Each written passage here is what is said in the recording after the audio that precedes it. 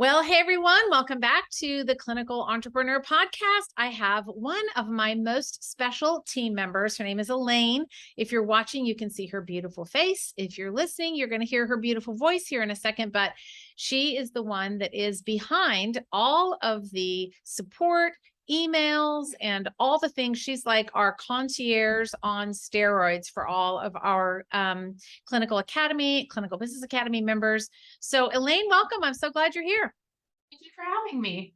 Yeah, so we are going to talk today about how to create a killer patient follow-up system. And Elaine, I think you would probably agree that we have bumped around on this a bit. Yes?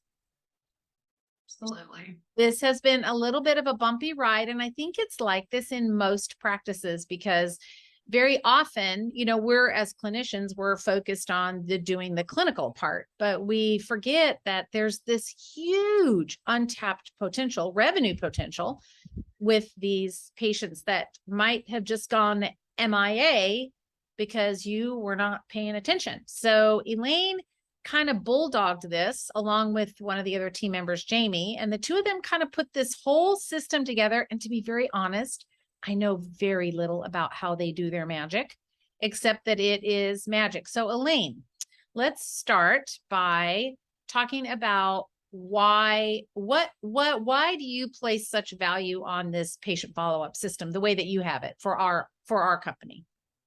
Absolutely. So I think, coming from, if you want to look at things from the other side, when you're a customer, you're someone's customer, you expect to be treated like you're valued, right?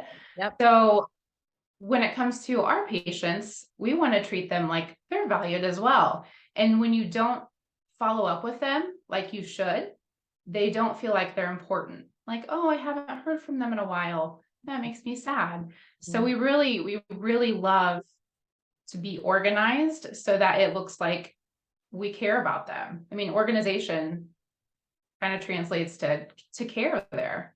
Well, and you make a good point, because when you're organized and there's some kind of a system or a method to the madness, then it definitely makes it look like it's more professional. You're not just like winging it or flying by the seat of your pants. Yeah. So when you have your system set up and in place, do you use a paper system or do you use a digital system or a combination of both? So we actually utilize Asana, which is a project management software. And what's great about Asana is you can, put all of the client's information. The best part about it, and the reason why I love it, is because you can assign a date a task. So reaching out to the client, you assign that date, you assign it to yourself or any other team member that it needs to follow up with them. And then it populates on your calendar so beautifully, so you don't forget. So how do you have it set up? So tell me a little bit about like the columns, and for most people are listening to this, so we're going to have to probably be a little descriptive about how this works. So because I want to paint the picture for like what it looks like. Like, okay, so first we have like column. So you have it set up in Asana. How do you know what, aside from their name and their email and their phone number, I'm assuming you have that information in there, yes? So what else do you have in there as far as your like little columns with your, what do you call them? Tags, or what do you call them? I don't know. See, look at me. I'm like, this is the blind leading the not blind over here. Anyway, so go ahead, Elaine. Do your thing. We don't actually have a ton of information on our sheet, and we can actually provide you with a resource that's a Google sheet that's very similar to our Asana task. Oh, that'd be great. So anyone listening can get a visual of kind of what we're working with, and they can kind of adapt that and use it on their own. But important things are the date of the last consultation, whether or not they've scheduled a new consultation, when they're due for a follow-up, if we've reached out to them and sent them our scheduling link.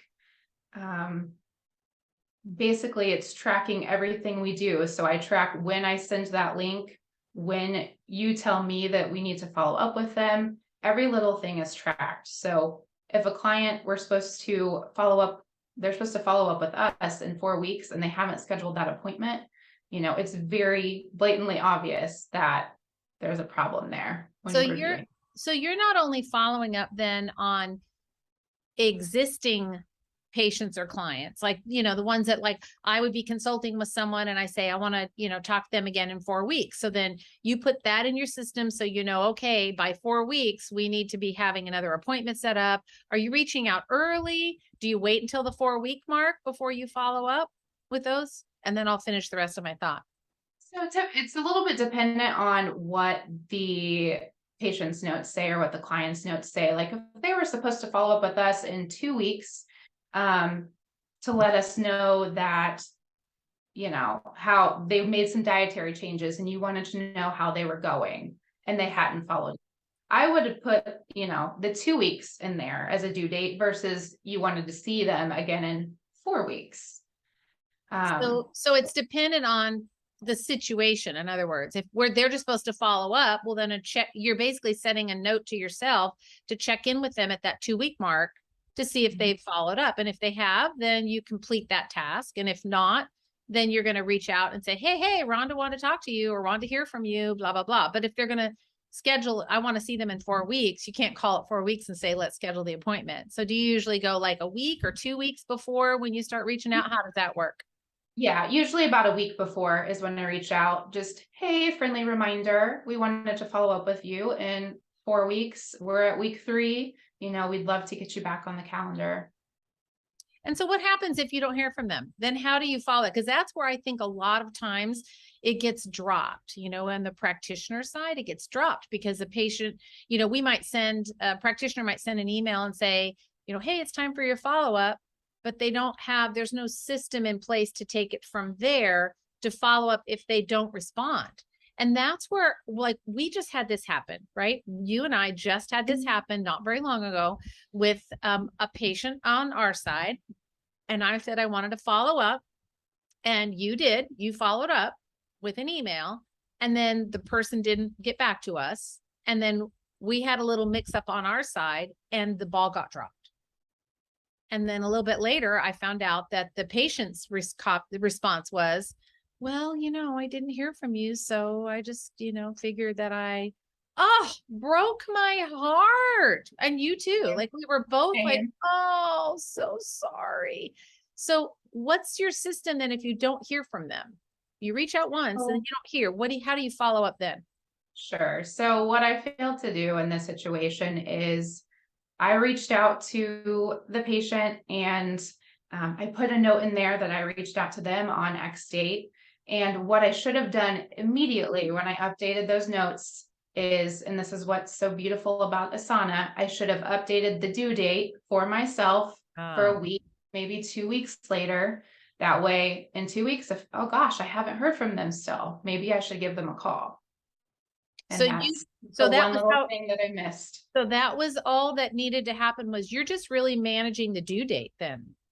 You're not having, yeah. Okay. So that's good. So see, what do I know? I know about nothing about this. I don't do it. So I'm loving this because you're teaching me about the system. So really what you're doing is you're using the due date as a way to keep the task at a level of priority so that you can follow up with it and it doesn't get lost. So once the patient schedules, then do you just complete that task and it's digitally off your radar until the next go around?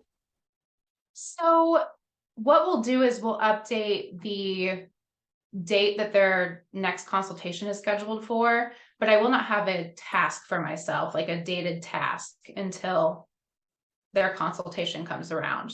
Then I see the note, I review what's going on, when we need to follow up with them, and that's when I schedule a task to follow up. So would you say that this is almost like a little revolving mini list of all of the active patients?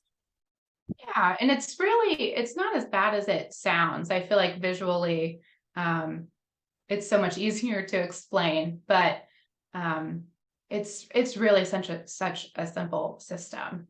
So what would you say is our retention rate as far as our follow-up? What'd you say, what's our percentage of conversion?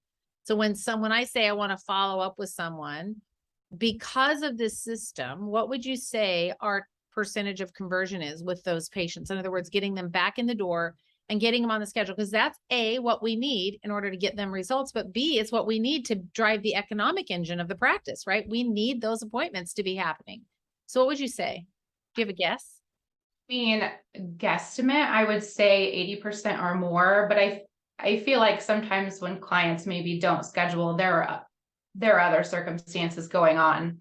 Yeah, But when it comes to like following up and making sure they're reminded, I feel like 9 times out of 10, they're going to schedule. they'll schedule. And so when do you say I'm done? When's your line? Like you followed up, what does that look like? Usually, and I will kind of look to, because there are clients, kind of one-off clients that will, consult once. And then I go to schedule their follow-up and it's been like 2 or 3 times and they've kind of ghosted me. And you kind of get the feeling that maybe this wasn't a good fit for Yeah. whatever reason. Yeah. So probably after 2 or 3 times, I kind of just, and that's another column we have is we can say that they stopped communicating with us Yeah. and we'll just mark that. And then they just kind of sunset. But if it's someone we've been, meeting with for quite some time, I'll let that go for a while. And our patients are so good at communicating. And I think it's because we're so good at communicating to Exactly. them. That's exactly what was my next thing. And that's so perfect. And that's because we do set that standard where we're going to communicate and make sure that they're in the loop. If there's test results that come back, they know right away. They can expect that we're going to be following up with an email, which only then sets the standard for them then to communicate back with us. Do you ever get people that are snarky? I do. Do Sometimes. Elaine is really good at handling, like you all know, like all of you listening, you get these patients that they're just, what do you say, Elaine? People what? What do you say? What you think? People are going to people. People are going to people, and it's a true, and they sometimes just people all over you. And Mm-hmm. so how do you handle that if you ever got in a situation where somebody was peopling on you? Mm-hmm. At what point do you say, like maybe it's a new inquiry or something? At what point do you say, I'm not sure we're going to be a good fit? Where do you find that in your customer service bag of tricks? I really, when people come off a certain way, usually there's a reason. Maybe they've had a poor experience with a practitioner before, or maybe they're having a bad day, or, who knows? Everyone's grumpy sometimes, right? Mm-hmm. So as I communicate with them and kind of vet them, it's silly, but it's just like a vibe. Like, our culture here at Ronda Nelson Co is very like, we love each other and we like to joke and we like to work really hard. And you can just tell if someone's not going to mesh well with who we are and what we represent. So it's a gut feeling. The gut thing. And then how do you very gently let them know that there may be someone else out there in the wild that would be a better fit for them? Yeah, I let them know that, we appreciate them and there is someone out there that will be a perfect fit for them. We just maybe aren't that, but you will find a perfect fit. And so how does that land for you? Do you feel like that is congruent with who you are and your, core values, your own integrity? Or does that feel like you want to step out and just say yes, yes, yes, yes to everyone? It's important for the patient more than anyone, you want it to be a good mutual fit. Yeah. And if it's not, it's better for the patient if we send them on their way or refer them elsewhere. And also just think about, the number of customer support inquiries. I mean, we just recently had someone that was reaching out quite frequently and incessantly and not listening and not following through and not following directions and not kind of taking the hint. And it created, I mean, we spent lots and lots and lots of time discussing it and trying to figure out, how are we going to find a good fit for this person somewhere else? And it just ended up sucking up a whole bunch of our time. And so we knew from the beginning that that this particular individual was not a good fit. So I think that having someone at your front desk that is answering phones and interacting with either your existing patients or those new leads that are coming in, that person has to have some degree of not only ability to communicate, but also just a good natural vibe, like what you're saying, Elaine, right? About where you just have that sixth sense about, yeah, this one does not feel like it's going to be a good fit. It's going to be a ugly, nasty train wreck with dead bodies if we say yes. Yeah. So what else would you say as we wrap this up? What else would you, is there anything else we need to know or the doctors need to know about setting up this follow-up system? Like how hard would it be to get it all set up to start? Like I said, it's really a pretty simple system. I would absolutely recommend Asana if you do not have it. More than happy to help coach anyone, help you get it set up. It's super easy. But again, we also have a Google Sheet that would be a great start. So you kind of can get an idea of how we do what we do. So maybe what we can do, Elaine, and this is unscripted here, but maybe what we can do is, could you record a little short training video about how to set up that in Asana? And then also, if you reach out to us, we will send you this Google Sheet that Elaine is mentioning, along with the video to show you that Elaine will show you how we set up Asana. Yes, Elaine, would you be willing to do that? Yeah. So then that way you can see it in real life. You can either use the Google Doc if you want to just mimic what we do and use it inside Google, or we love Asana and you can set up a free account with them. We have like what we say, if it's not in Asana, it doesn't get done. And I got that from somebody else. I don't even remember where, but it really is true. Like I will put things in Asana for myself just so I have the pleasure of checking it off, because I love it so much, but it keeps us very, very organized. So, Elaine, thank you so much for jumping on the podcast today and taking time out of your busy schedule. I know this day in particular, you have a crap ton of customer inquiries and emails and all the things happening. So I'm really thankful that you took a few minutes to chat with me and share your amazing follow-up system. And I learned a little about it today. So thank you so much for sharing. I really appreciate it. And to all of you who are listening, please, if you ever get the chance to interact with Elaine, you'll now have a sweet voice. And if you're watching a face behind the name, she really is just such an integral and important part of our team. And I don't know what we would do without her. We love her absolutely to the moon and back. So Elaine, thank you so much. Thanks for having me.